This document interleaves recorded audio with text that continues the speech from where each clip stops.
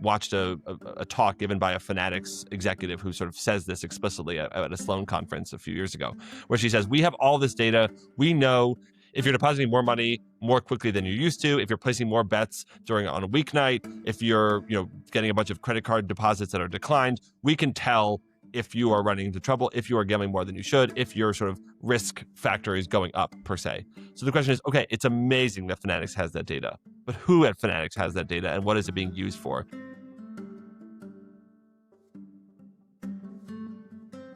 Today's guest is Jonathan Cohen, a legal scholar and a historian and the author of Losing Big, America's Reckless Bet on Sports Gambling.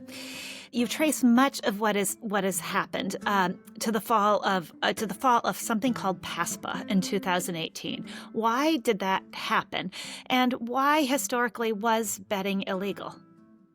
So PASPA, the Professional and Amateur Sports Protection Act, came about in the early 1990s at the behest of the sports leagues, when states started thinking about legalizing this thing that actually wasn't sports gambling, but was sort of maybe kind of resembled sports gambling.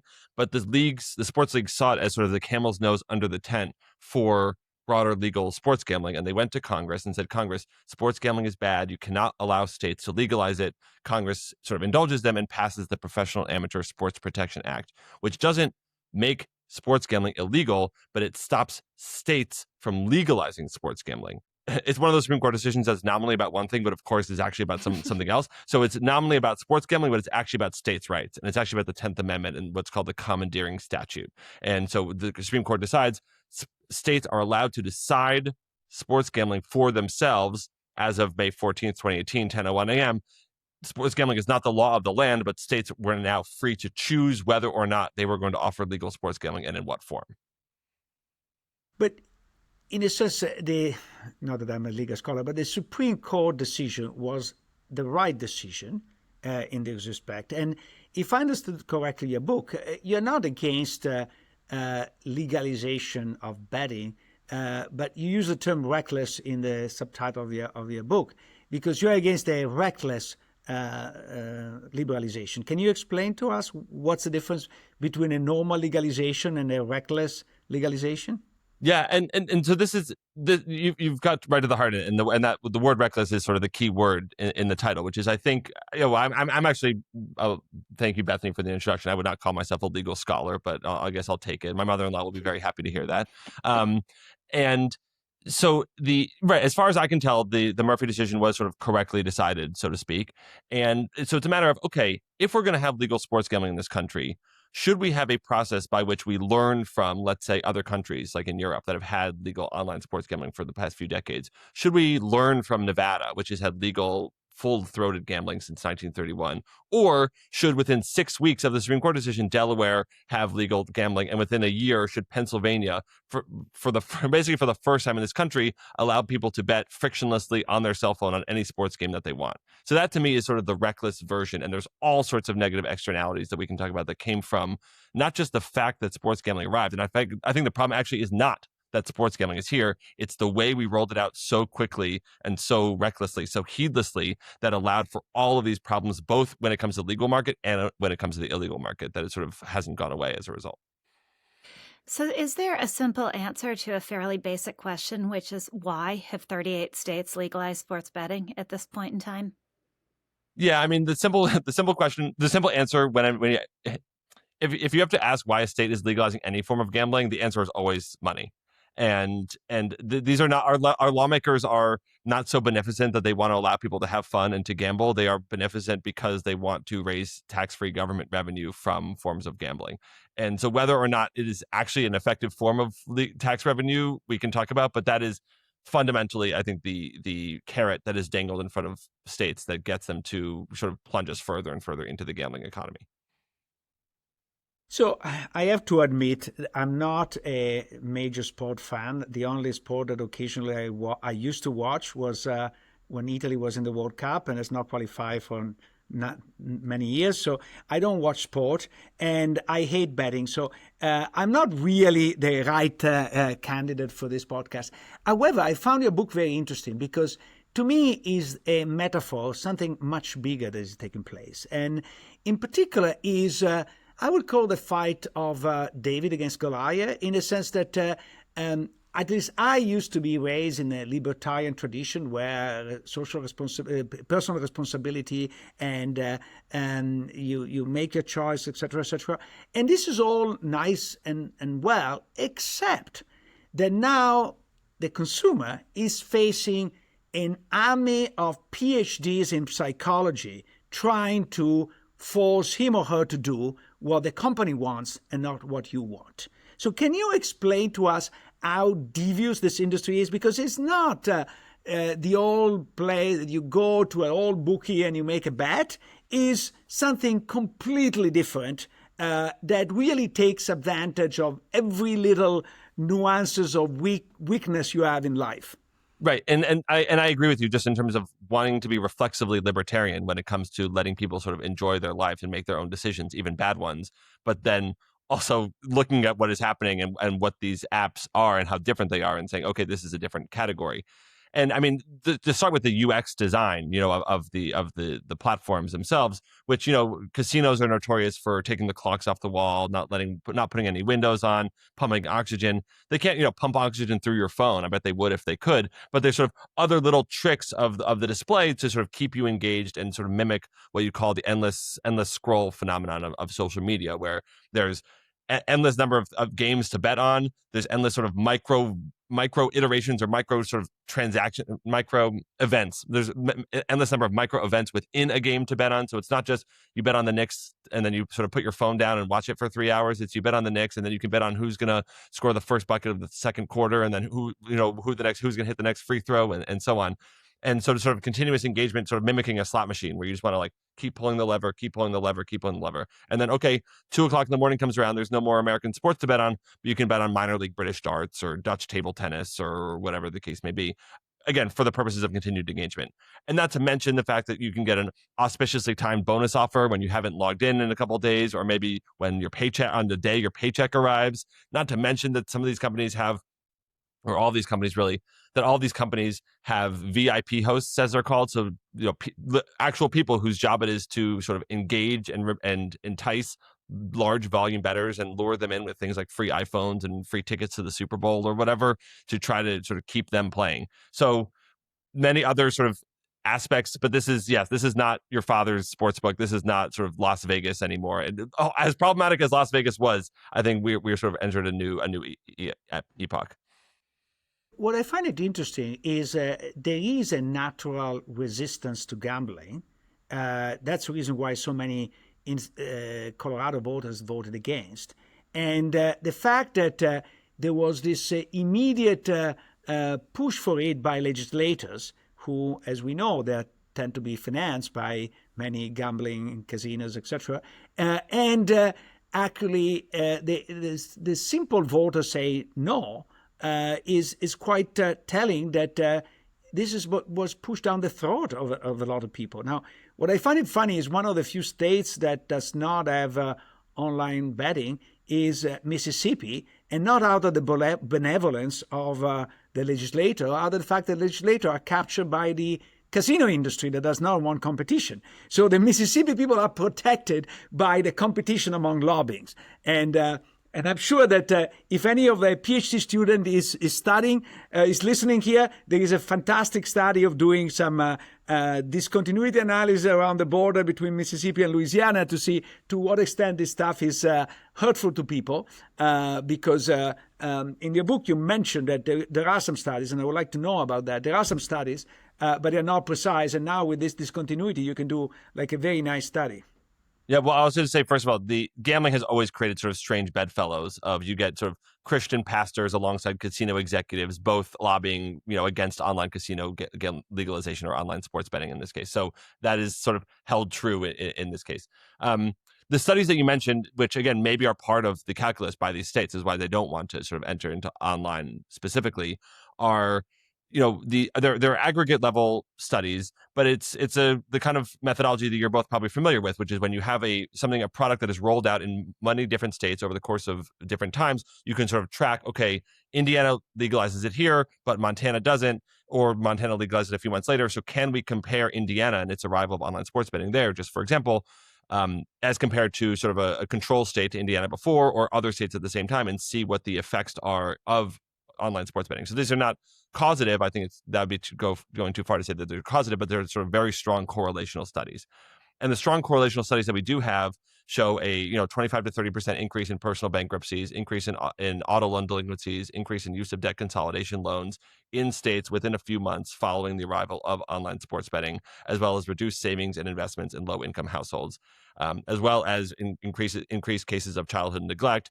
And there's some debate about this, but about cases of domestic violence as well. So these are aggregate statistics. These are correlational, but those seem to be at a broad level the within a few months of the arrival of online sports betting. Those are the kinds of things we start to see. Sorry, and there is no study on suicide, because I thought that the increase in suicide is quite significant. No, suicide is gambling addiction is the addiction with the highest correlation to suicide, and we don't have great data on this yet, but it sort of seems to be inevitable that rates of gambling addiction will increase with the increase in the number of people who are engaging in gambling. But I have not yet seen a definitive study that says suicide is going up specifically associated with gambling addiction yet. I'm assuming that study is probably being worked on right now. If not, one of your PhDs can get on it. When the law was changed in Colorado and elsewhere, proponents have always implied that so much gambling happens anyway that making it legal wouldn't so much expand it as it would simply siphon illegal players into a taxed marketplace. And that's true of almost anything that is legalized, in the sense it's true of the argument to legalize drugs. It was true of the argument to legalize marijuana. How true is it in the case of sports gambling? It's sort of true. It's a little bit true. It's not true to the tune of like Adam Silver wrote in the New York Times op-ed. He borrowed this number from somebody else, but that they made up this projection of like $300 billion being bet off illegally in the United States, which is really like, was some non-insignificant percentage of the country's GDP. So I don't think that amount is being gambled illegally. So there are, of course, neighborhood bookies. There are offshore casinos, illegal casinos, operations based in Curacao or wherever, where people were gambling and are gambling. That's true. To me, what has happened is that the persistence of some of these illegal gambling operations has provided sort of political cover for the industry to get whatever it wants, and to say, oh, you can't, this is a big fight happening in Illinois right now. Oh, you can't increase our taxes. That's just going to be a gift for the offshore industry. Oh, you can't, investigate our practices of limiting big time winners. That's going to be a gift for the offshore industry. Except anyone who is going to gamble legally is gambling legally. They're not waiting 7 years, 8 years and say, oh, you know what, I'm ready to cut ties with my bookie. I'm going to go over to FanDuel now. No, there was sort of an initial conversion period that happened around 2018, or as states arrived in the legal sports gambling market after 2018. And there was that conversion period. And what in fact happens, as you, just to take the example of marijuana that you mentioned, is of course, you do get converts from the black market, but you also get a huge increase in users of people who never would have been caught dead in using the black market, who are now going to access it, not to mention the fact that now you can do it sleekly on your phone with a credit card. So yes, there is a black market for gambling. No, it has not been sort of destroyed, let's say, by legalization in the way the proponents had claimed.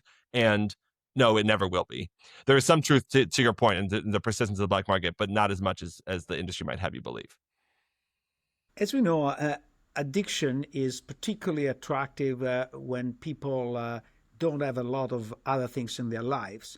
And what is scary to me is that this betting really hit very hard young white males at a time where they're really falling behind. And so if we look at the application for college, we look at their career path, etc., males are really on the losing side of the equation.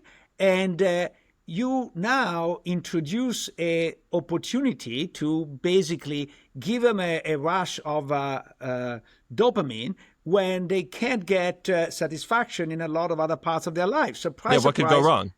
Exactly. Right. Yes. I mean, I think you're right. I think there's lots of, so just to be clear, studies show that roughly almost half of American men between the ages of 18 through 49 have a sports betting account on their phone. And I think there's lots of factors to explain sort of why it's specifically young men who are, getting involved in sports gambling and maybe even running into trouble, ranging from young men or having slowly developing prefrontal cortices that inhibit their risk decision and decision making, a risk tolerance, I think, among young people generally, especially young men, and a sense of overconfidence about all sorts of things, maybe even particularly sports.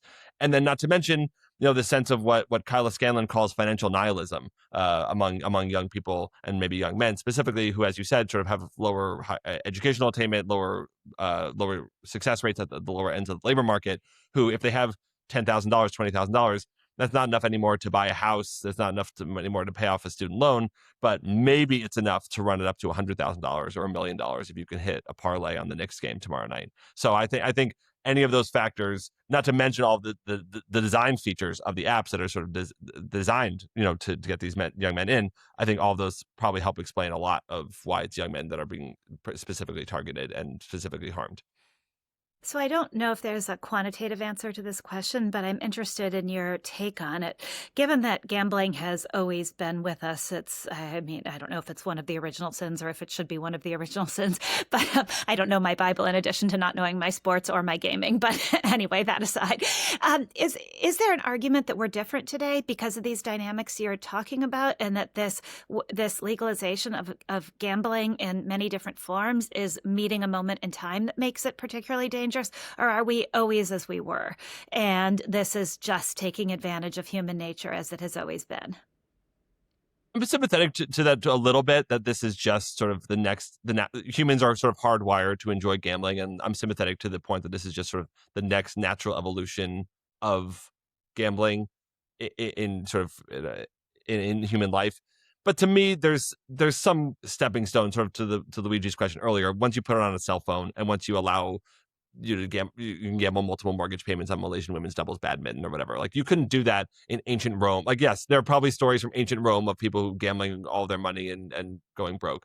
But there have always been people driven to ruin by gambling. But I think there have never been this many people been driven to ruin this easily, and never, at least in American history, has American government done so much to enable them to fall into ruin so easily. Also, I think that with other form of addictions, think about alcohol, we have social norms and legal liabilities that try to discourage people from, for example, serving alcohol if you are drunk.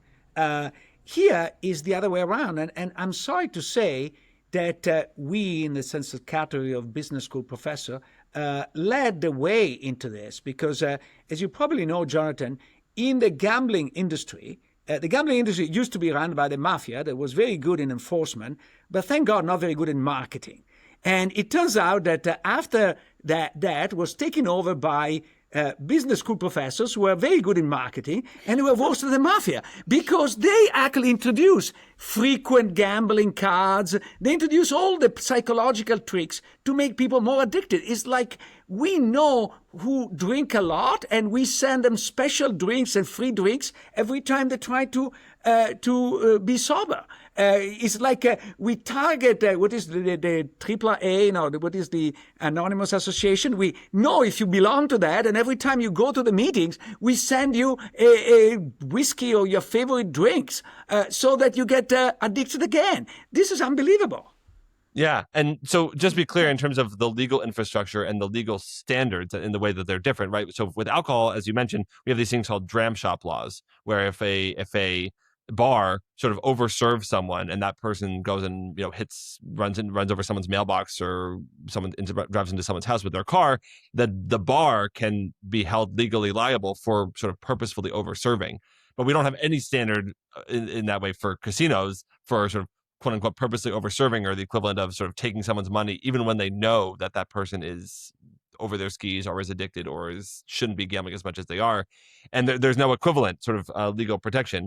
And yes, I guess I don't long for the days of the mob. And Luigi, I'd love to see you sort of try to club someone's knees when they can't pay their marker. But I think there's something to be said for sort of deprofessionalizing the industry a little bit and making it a little bit I understand the nostalgia, sort of the Martin Scorsese sort of appeal of that old days of gambling as a result, because of what we have now. the evil done by MBAs. If you have, and maybe this is an oversimplification, but if we have three players here, people, governments, and companies, who's winning, who's losing, and how much? Yeah, I mean, so I'll just include sports leagues. Let's call it in the companies. Okay. They don't Right. sort of Okay. they sort of indirectly benefit, and I would say that people. Okay, let me be really clear because I don't want to make it sound like everyone who has a FanDuel app on their phone is addicted to gambling, right? 60% of people who gamble on the NFL account for roughly 1% of sportsbook revenue when it comes to football betting. So a large percentage of gamblers, and this is, as you know, true for lots of other industries as well, but a large percentage of the people involved in gambling are effectively meaningless or unimportant when it comes to the companies. It's that 82% of the revenue that's coming from just 3% of gamblers. That's sort of where the money's coming from. Some of those people are really, really rich. Some of those people are not rich, and they're like the guys I profile in the book who sort of get over their skis. So those are clear losers, is not the Michael Jordans of the world who can gamble $1 million on blackjack if they want to, but sort of like the guys in the book, like Kyle, who just like lost all his money for 3 years and sort of that's it. So those are some clear losers.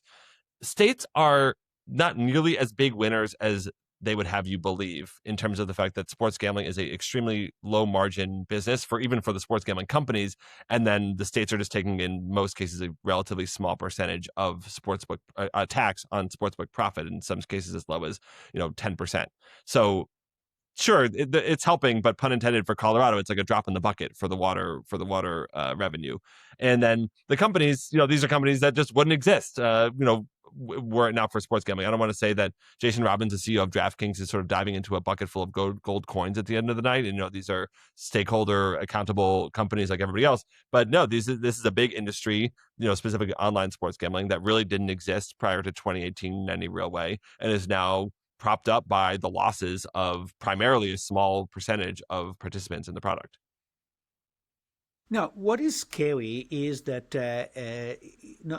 these people know exactly who is addicted because they have all the information about it, and they don't do anything about it. While at the same time, you teach me, they are prohibiting people who are professional bettors from participating to offers. So they identify pretty quickly if you are a good bettor, and they exclude you. But not only they don't exclude you if you're about to go bankrupt, they actually seek you out. Right, and this is what's frustrating to me, and sort of embodies sort of the recklessness, which is, and this is not me sort of speculating. This is, I've watched a talk given by a Fanatics executive who sort of says this explicitly at a Sloan conference a few years ago, where she says, "We have all this data. We know if you're depositing more money more quickly than you used to, if you're placing more bets on a weeknight, if you're getting a bunch of credit card deposits that are declined, we can tell if you are running into trouble, if you are gambling more than you should, if your sort of risk factor is going up per se." So the question is, okay, it's amazing that Fanatics has that data, but who at Fanatics has that data, and what is it being used for? Is it the so-called responsible gambling team that is charged with sending you an email saying, "Hey, Luigi, like, you need to chill out, you need to take a break, we're cutting you off from our app for a little while"? Or is it the VIP team at Fanatics who has whose job it is to sort of entice big bettors? So that I don't mean to pick on them. There's sort of every company I think has the exact same data and would do the exact same thing. But I generally don't know. We don't have evidence yet as to how this data is being used. But the data they have would make Las Vegas of the 1950s weep in terms of their ability to sort of target players as a result. And these companies could be sort of forced to leverage it in sort of more positive ways. That's really interesting. We need a deep dive into these companies the way people have done with Facebook or Meta. Right. I'm just waiting for someone to leak it. As long as they leak it to me, that's great. They can leak it to you, Bethany. But other than that, for anybody who's listening out there, you can leak it to me too. Yeah, right. Exactly. So why, given that states aren't winning the way they perhaps thought they would, I understand the desperation of states struggling with budget issues, thinking we'll just go all in on this. But given that they aren't winning the way they thought they would, why is no one willing to do anything about this? Or maybe to ask the question a different way, what happens to the people who are trying to do something about it? Yeah. Well, hopefully, like, people like me, they don't end up like with their kneecaps broken in the desert or something. But if something does happen, now you know why. I think states, and so my last book is on the American state lottery system. And my fear actually with all of this sports gambling is that it winds up like the lottery, in that Americans spend, primarily poor Black and brown Americans, less educated poor Black and brown Americans spend around $120 billion on lottery tickets every year, and nobody cares. Nobody talks about it. It's not an active policy conversation. It's just sort of baked into the model. And states, you would think in the same way, especially progressive state like from Massachusetts originally. Massachusetts has the most profitable lottery in the country, but you would think that a social justice oriented progressive state like Massachusetts surely would never profit $1 billion off the backs of poor Black and brown people in the state, but they do. And I think gambling has sort of always been a blind spot for progressives and for social justice minded people. And sports gambling is sort of still so new.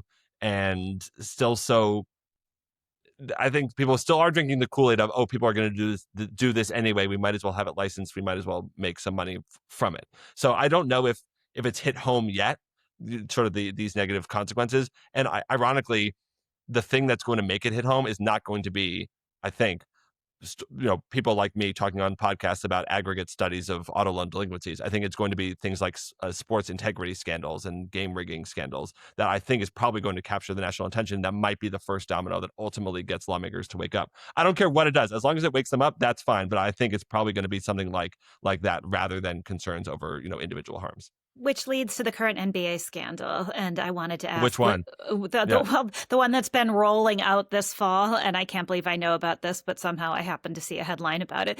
Would it have happened without sports betting? That's a great question. Yes and no.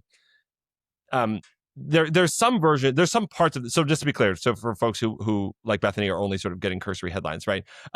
This was back in October, but an active player, an active coach, and a former player were all arrested and charged with various involvement in game rigging scandals. So two of those scandals, Damon Jones and Chauncey Billups, I think those would have been pretty familiar to like the Chicago Black Sox of 1919. They were charged with leveraging insider information to rig performances or to tip off gamblers in advance with information that the public did not have as to how their team or how an individual player would perform. Okay, fine. That's to say, what, that could have happened in 1919. That could have happened in 2019. It could have happened before the Supreme Court decision. Okay.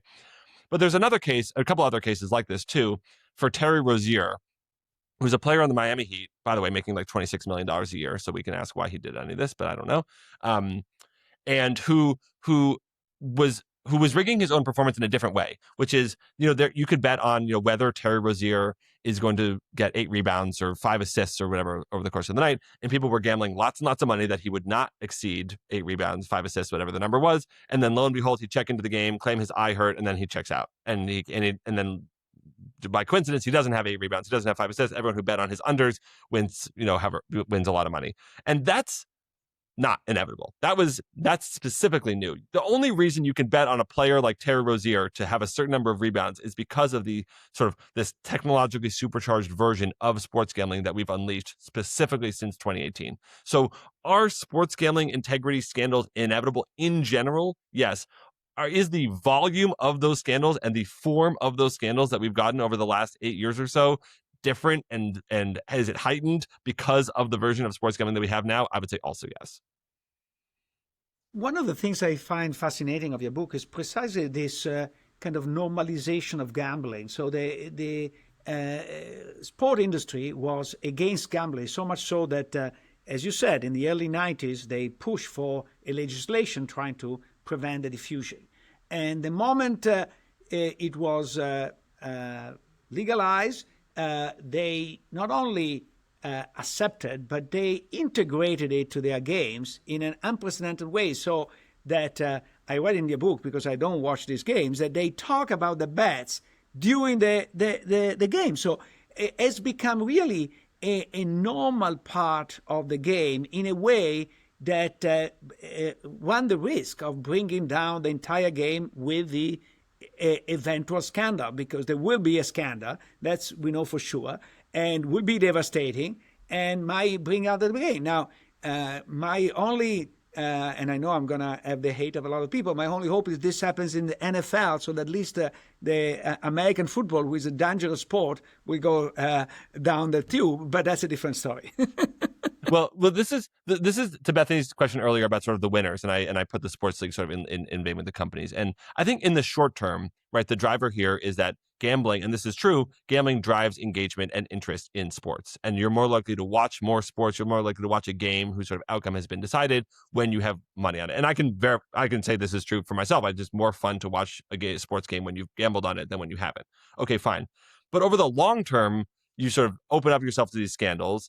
And you open yourself up to this possibility that these young men don't actually care about sports. They just care about gambling. And they would be gambling on Robinhood if they could. Well, they are gambling on Robinhood, but they would gamble on all sorts of other things that don't involve sports. And they just happen to have chosen basketball or whatever as the vehicle. And they don't have the underlying love, let's say, for the product itself. They just want the gambling on top of it. So I think in the short term, it's sort of driving the league's revenue upward and interest in their product upward. But over the long term, it feels a bit like a Faustian bargain that I don't know if they sort of reckon with they're yet another entity that hasn't reckoned with the consequences of sort of going all in, pun intended, on the gambling economy. And what do you think the consequences are if people lose trust in sports and start to think that sports are as rigged as other things in our society? I know there's no way to know once again, but do you speculate or have thoughts about what the damage might be to our societal fabric? Yeah, well, trust is already in such high supply across American life that what could go wrong? Yeah, right. No, I think, so this was actually a fear of the sports leagues in the early 90s when they got PASPA passed, was the fear was that someone would interpret routine player or referee error, which is, of course, a sort of basic part of sports, as Luigi, as an Italian soccer fan, knows full well, right? They would interpret that not as a result of sort of something that happens in sports, but as a result of someone being bribed or some rigged performance being. As by the way, the Italians always interpret like that because there is a team, Juventus, that is owned by a big industrialist, and they always think that Juventus has bought all the referees. Well, that's actually sort of the point. Is even before 2018, Americans, being so trusting in our institutions, were already prone to thinking that the NFL was rigged on behalf of the Kansas City Chiefs or whatever, and then now layer on gambling money. But not just sort of at the highest corporate level, but also at the individual level. Oh, Bethany has $10 on the Eagles, and there's a holding call against them. Oh, that's such BS. Oh, this isn't just something that happens in a football game. This is the league screwing me over because they know that I gambled on it and they want me to lose. So again, I think not that sports were always such a great vessel for American trust, but if it was sort of, let's consider football as sort of indistinguishable from Americana in many ways, as being maybe one of the last great elements of the monoculture, and maybe gambling is, sort of to Luigi's point, the one thing that's going to bring it down or that will sort of topple it from its place in American life. You're welcome, Luigi, or congratulations for whenever that happens. I think it's your turn, Bethany. Is it? Okay. So switching gears a little bit to these new, let's see, they're not gambling platforms. They are, Kalshi is a prediction market, and I think Polymarket is an information tool. What do you make of these claims? Very generous of you to describe them that way. Yes. Thank you. What do you make of these claims that this isn't gambling, that this is a prediction market, is an investment platform, is an information tool?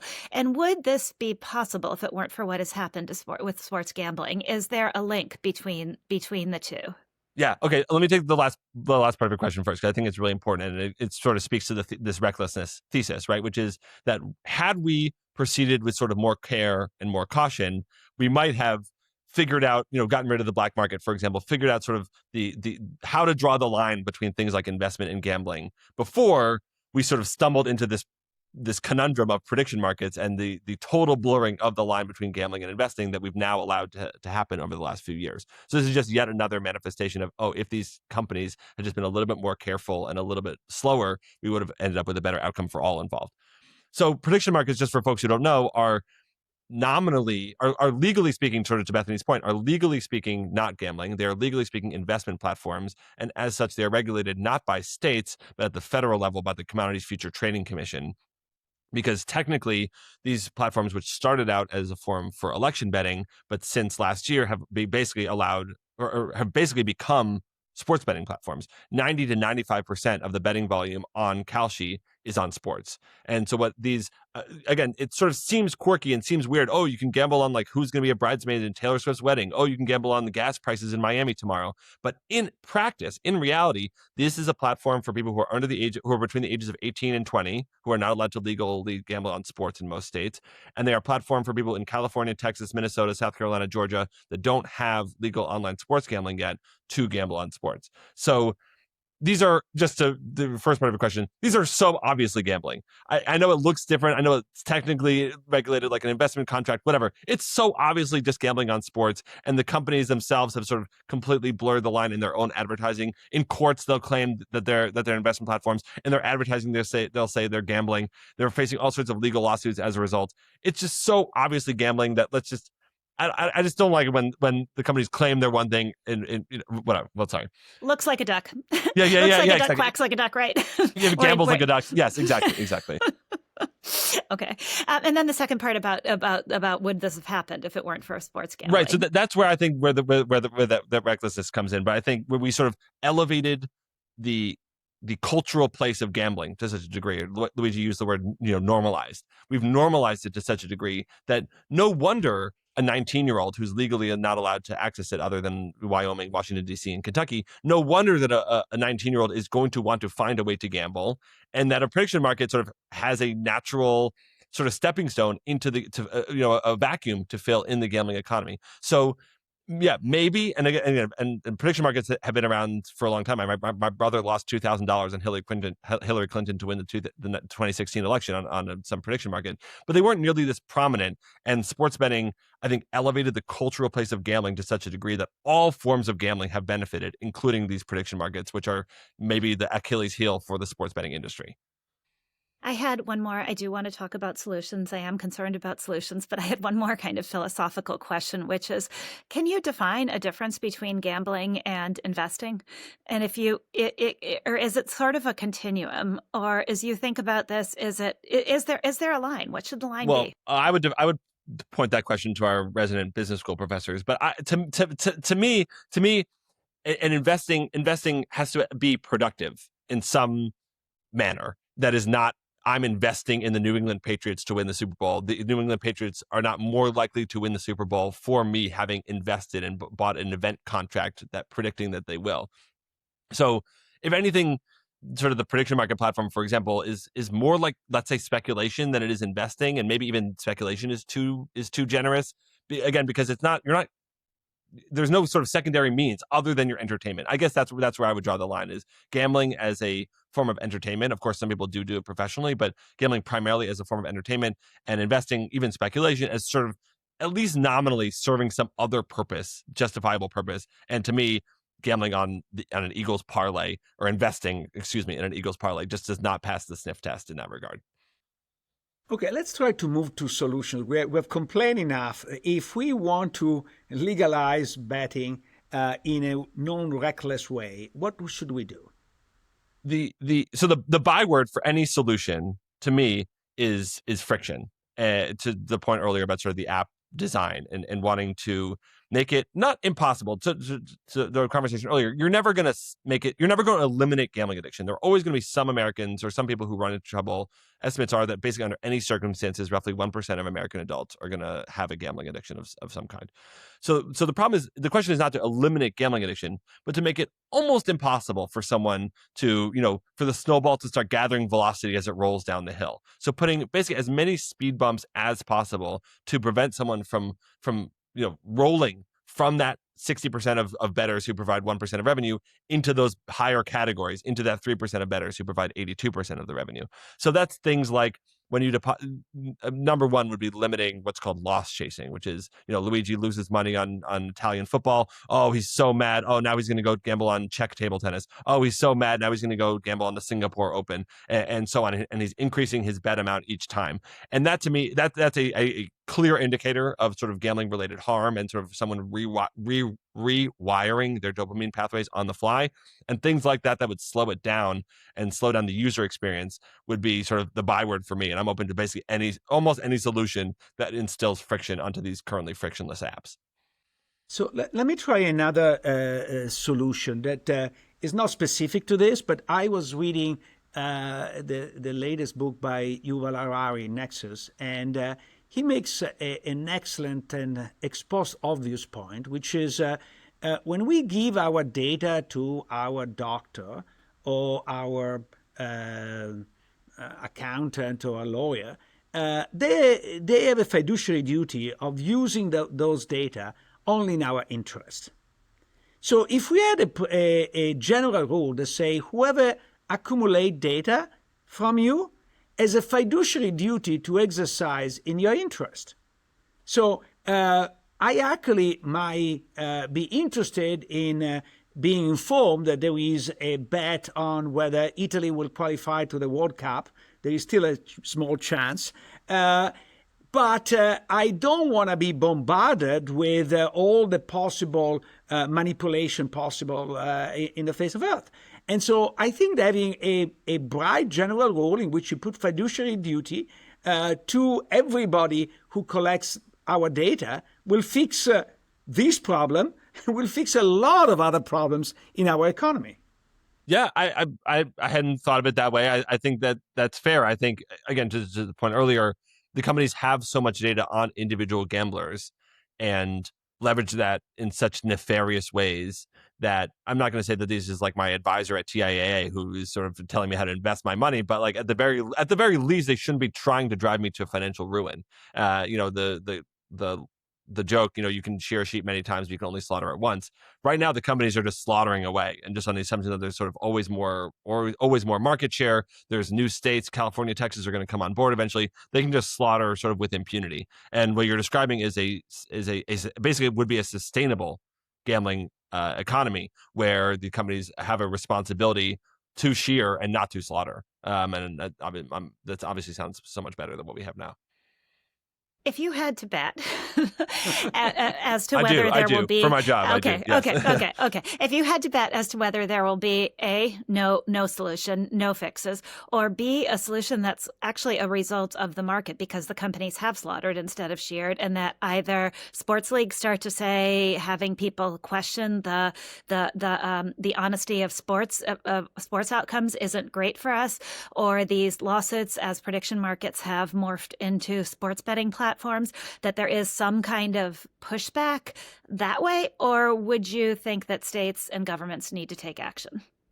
Well, I don't trust Congress to do anything anymore, and states are, and as we said, it's not a lot of money, but they sort of are susceptible, especially to lobbying and even to whatever money does come in. So I would bet on sort of option B of some scandal breaking through. Again, it might not be a scandal of public health; it might be a scandal of sort of sports integrity, but meaningful self-regulation. What I would call meaningful, what the companies would call meaningful is probably different, but sort of that seems to be the most likely solution, at least in the short term, is that there is some sort of reshuffling of the order and of the priorities by the companies. Maybe that's because of a Supreme Court ruling on prediction markets, for example, which some folks in the industry think is going to have to happen eventually because there's so many different state cases that are going to get aggregated into one. Or maybe it's because of the companies are trying to get ahead of congressional legislation, which is what the alcohol and tobacco industries used to do a lot. They would sort of self-regulate to prevent congressional action. That seems to be just like the most likely scenario, given all the players involved, how much money would be spent on lobbying and so on. But to me, and maybe this is part of it, that to me is why I don't want to wait for any legislation or any self-regulation, and why I think actually public education is sort of the lowest hanging fruit in terms of parents not letting their 16-year-olds have DraftKings on their phone, which is sort of what a lot of folks did because this is fun, let's gamble together, let's do it on your phone, Johnny. And like, lo and behold, that's a terrible idea. And I think in the way that we've sort of now know to talk to kids about porn, about alcohol, about tobacco, and so on, I think we're playing catch up on that side. So that this is sort of a little bit beyond your question, but I think while we wait for that regulation or whatever it is to come through, I think there's a lot of work for regular people that they can do in the meantime.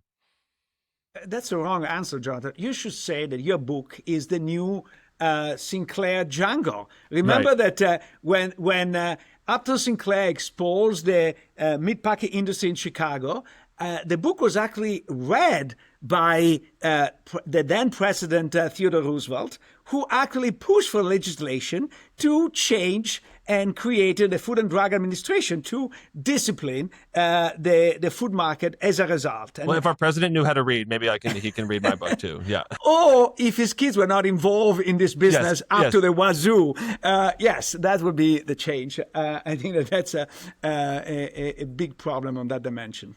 We are waiting for a whistleblower because the whistleblower of Facebook, for example, was very instrumental at exposing what was wrong in Facebook. So we're waiting for this to come, and hopefully one of the two of you will write a book with the whistleblower.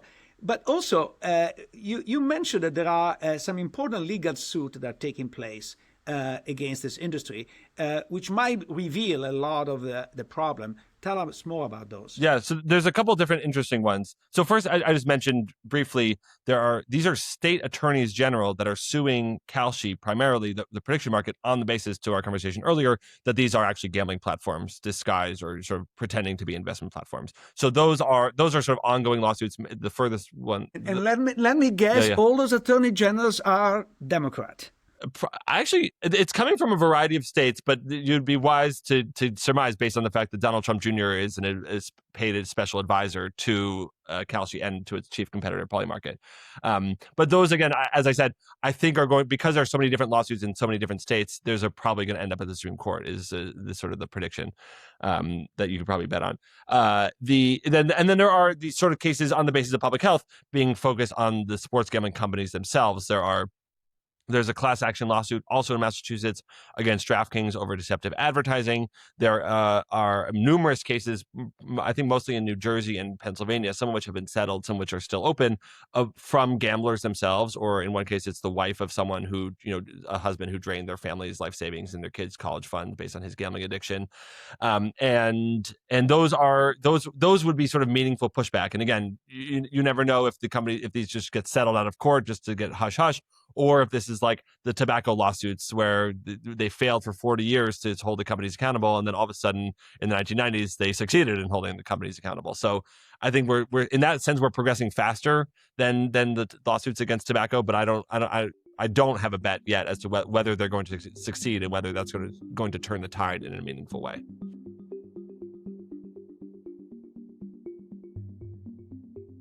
Before we talked to Jonathan, I actually was sort of negative on I viewed his book and his suggestions for reform as sort of an attempt to have it both ways, of being fairly moralistic about gambling without being moralistic enough to say it should all go away.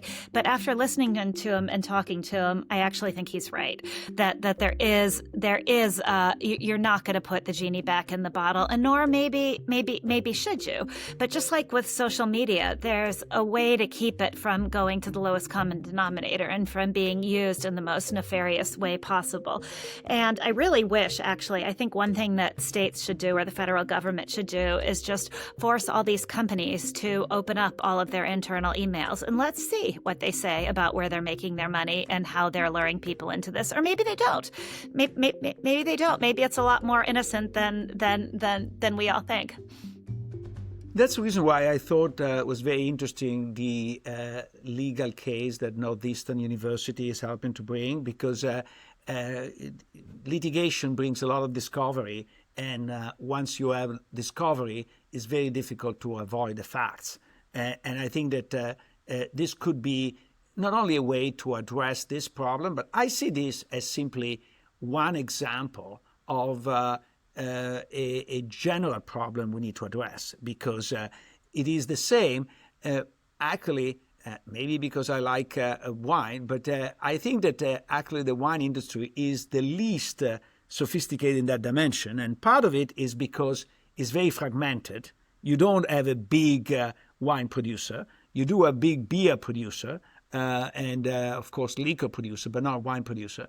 And two, maybe it's because historically it's less sophisticated. In this case, sophistication is bad, because gives you all the tricks to make more money by working on margins where you don't want to work on. I think that, but it's not just the betting industry, is the social media industry, is the food industry. I think this is a general problem that, in my view, needs a general solution. So that's the reason why I'm not so keen on this bumps on the road. In a sense, if you are trying to quickly legislate something in order to minimize the damage, I think the bumps in the road are probably the right direction to go.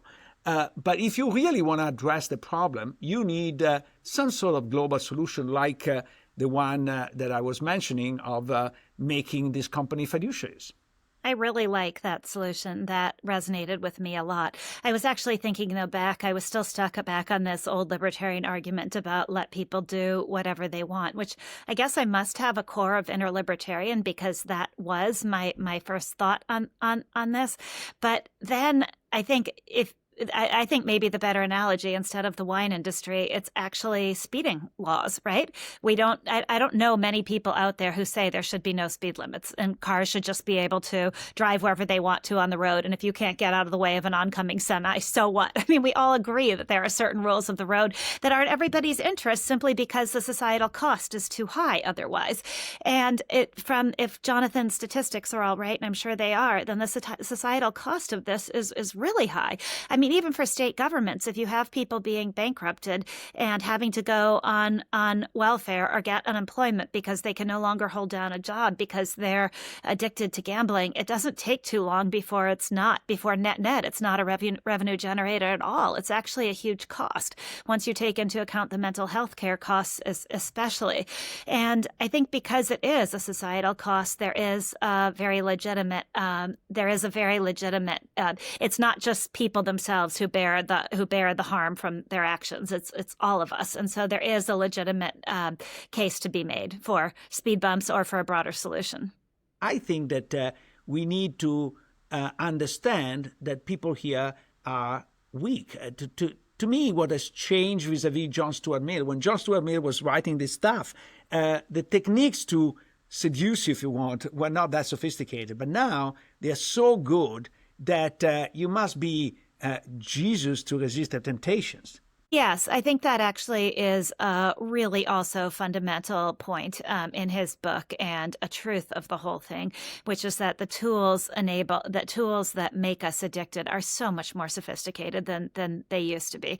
And so as the world adapts and as corporations become perhaps more evil than they once were, at least some corporations become more evil than they once were, in the sense that the name of the game in too many places does seem to be this race to the bottom, then you do need a different system of regulation, because if companies aren't going to police themselves and the market isn't going to make them police themselves, and the temptations are the dial is being turned from 1 to 11. See my Spinal Tap reference? Then we need something needs to be done. No, I think it's very scary because in his book he has this line that made me jump when he say, gaming interests got the rules they wanted not through subterfuge or regulatory capture, but because the state's gaming officials, like its lawmakers, had a vision for sport betting fundamentally aligned with the industry. So this is a level of capture which is above and beyond. And actually, I was thinking, if an economic researcher were to measure, there's not a lot of trace of lobbying here. So the industry is not very influential. No, because it's so hegemonic that controls the very culture of the state assembly. This is like how scary this is. That's so funny. I had highlighted that line too, and it made me think about something I've argued in the past, which is that implicit corruption is almost more dangerous than explicit corruption, meaning that in explicit corruption, you might be able to trace the bag of cash that was handed over to the person in order to do the thing that they weren't otherwise going to do. But implicit corruption, where everybody already thinks the same way because all of their incentives are aligned, that's almost uglier. It is ugly, there's no question.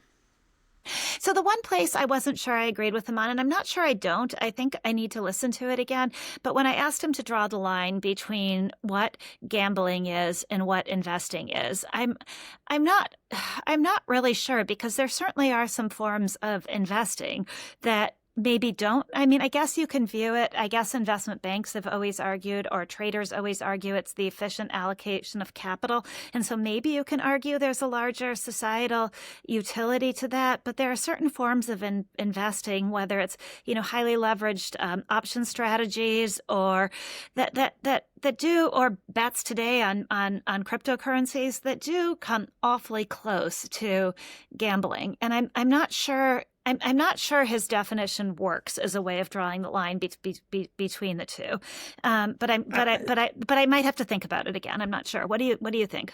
Actually, I think it does work well in drawing the line, but not every financial investment, so-called financial investment, is not betting. So maybe that's the point. That's exactly the point, because I think that. So take, for example, futures on the price of corn. Okay, you can think of those as simple bets on something, but in reality, they play a very important function for farmers when they need to plant their seeds. So there is a real function. Now, unfortunately, in many markets, the real function has become small and the financial side much bigger, which has created volatility, all the problems associated. But I think at least in the original incarnation, that was the function and very useful. Now, you're right that investment bankers started to develop more and more complicated tools. And actually, some of them revealed me that was an armed war in which you basically created very complicated tools to test how the other investment bank will price them to see how smart they were or not smart. So at some point, it became completely a betting game. But that definition will help us separate the wheat from the chaff. I'm not sure, because under your argument that say the price of corn futures does provide a valuable service to farmers, then Kalshi and Polymarket could also argue, and you could even see a sports betting company twisting this to make the argument that, say, on Kalshi, if people are betting whether there is going to be a ceasefire in Gaza, that could be incredibly useful information for people who need to figure out world peace. So the problem with that definition is that I worry that could open itself to an argument that involves a lot of sophistry, where people are playing word games. Yeah, but I'm very much an empirical guy. You can look at what fraction of those bets are for hedging purposes and what fraction are complete uncorrelated. And I think that you will see that certainly the bets on the sports are not really helping anybody hedging any particular risk. And I would say 99.9% of those bets are just pure bet. I don't know recently what is the in the future market, but hopefully is a little bit better. So would you set a hard limit then? Yeah, I think that, for example, I will treat them from a tax point of view in a completely different way. If you find enjoyment, I have nothing against finding enjoyment, but if you find enjoyment in something that does not have other big social purposes, I tax you like I tax any other enjoyment. On the other hand, if you are trying to provide a useful purpose, maybe I tax you a little bit less. So one other idea I had reading his book is currently you can deduct up to 90% of your losses from your gains when in a report on the income taxes.